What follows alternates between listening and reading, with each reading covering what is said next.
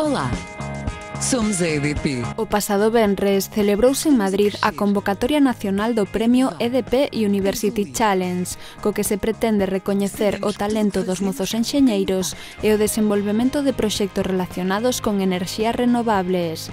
Foron 15 os seleccionados, un deles de Chantada. Moi sorprendido e contento, a verdad, con a experiencia, a verdad que foi moi grande a experiencia. De ir ali, contalo diante de persoas que estaban o xurado estaba representado por empresas de enerxías importantes, entón eso foi unha gran experiencia para mí. Ademais, levou consigo un grupo de chantadinos que non se quixeron perder a intervención do seu amigo. Sí, a verdad que estou moi agradecido a toda a xente que me acompañou que se desplazou hasta Madrid, e ali mesmo en Madrid veu a apoiarme ali xente, amigos de aquí, e a verdad é que estou moi agradecido por todo o apoio que tive.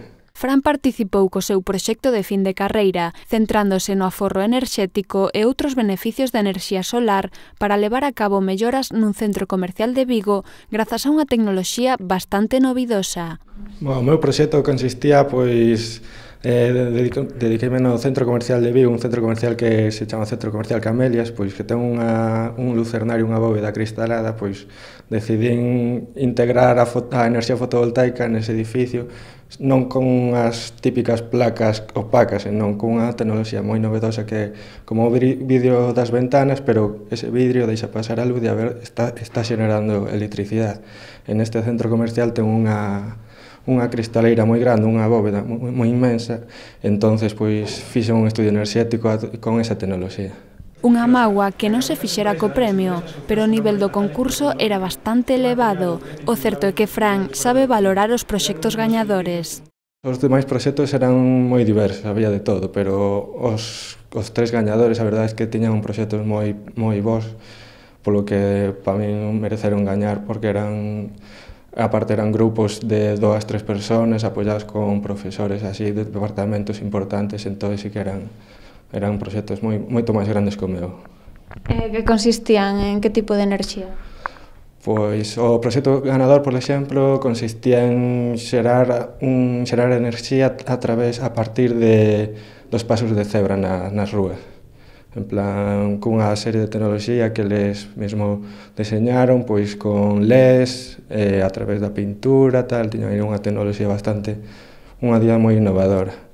Polo que vemos, trátase de obter enerxía dun xeito práctico e no día a día. O segundo proxecto consistía en xerar enerxía a partir da forza das mareas nas Illas Canarias, para que as propias illas fosen autosuficientes, é dicir, da enerxía mareomotriz que se chama.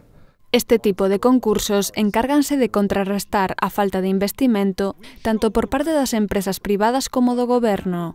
É moito que temos que avanzar nas chamadas enerxías limpas, enerxías que nos ofrecen importantes beneficios a longo prazo. Os beneficios son evidentes, non ter dependencia tanto das enerxías fósiles, que son os que realmente encarecen a enerxía propia de xenerar enerxía, e aparte que unha tecnoloxía como o meu proxecto, a rentabilidade, aínda que o investimento é costoso, a rentabilidade é relativamente rápida.